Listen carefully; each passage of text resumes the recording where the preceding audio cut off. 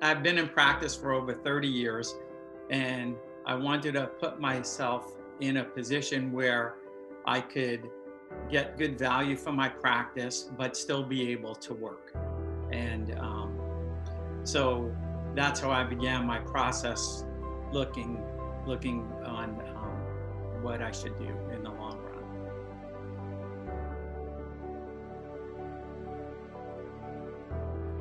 This was a process I didn't think I could do by myself, and I contacted a transition group to discuss what my possibilities were with marketing my practice and what my valuation would be.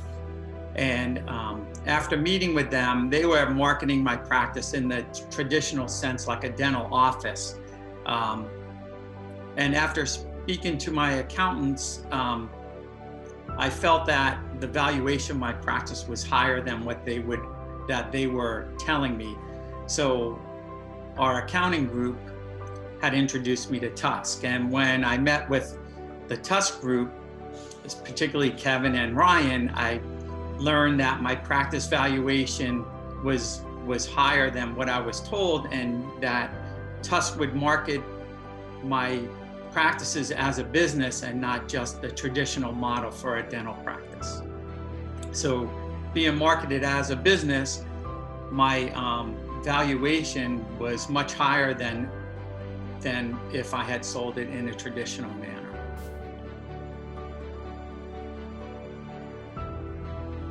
So after meeting with TUSK, I thought that they were very thorough in the valuation of my practice, crunching the numbers and educating me on how they would market my practice and who they would market it to.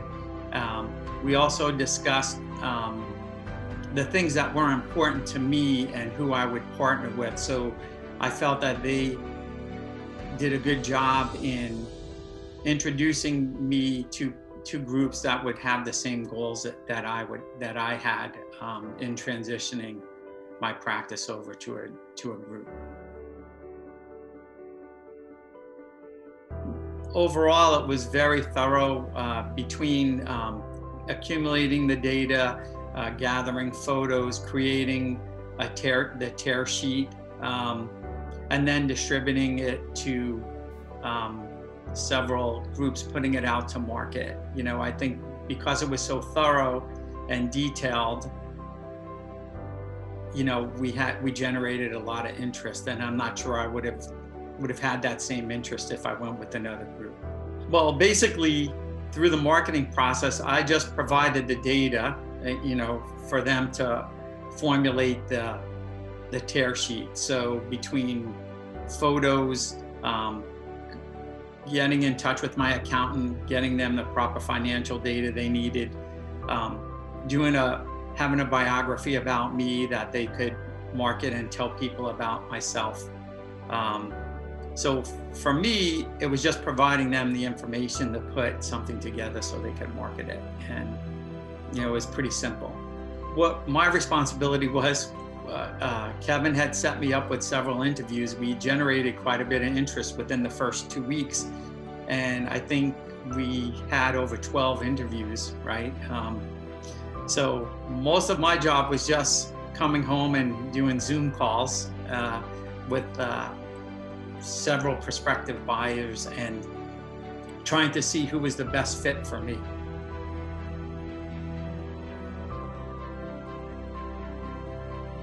My three main concerns going through this process were, one, I wanted to make sure that I got adequate valuation for my practice, or a fair market value.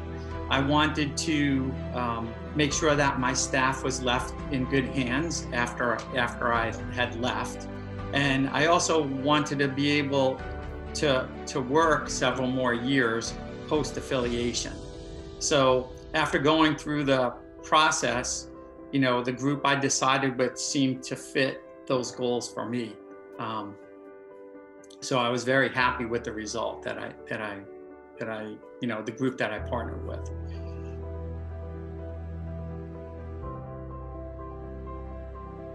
I think that would be a huge mistake. I think we need to rely on people that are experts at what they do. And I certainly think that the TUSK group, the collective group of people, did a fantastic job. And I could never have put in the time and effort that they did to help me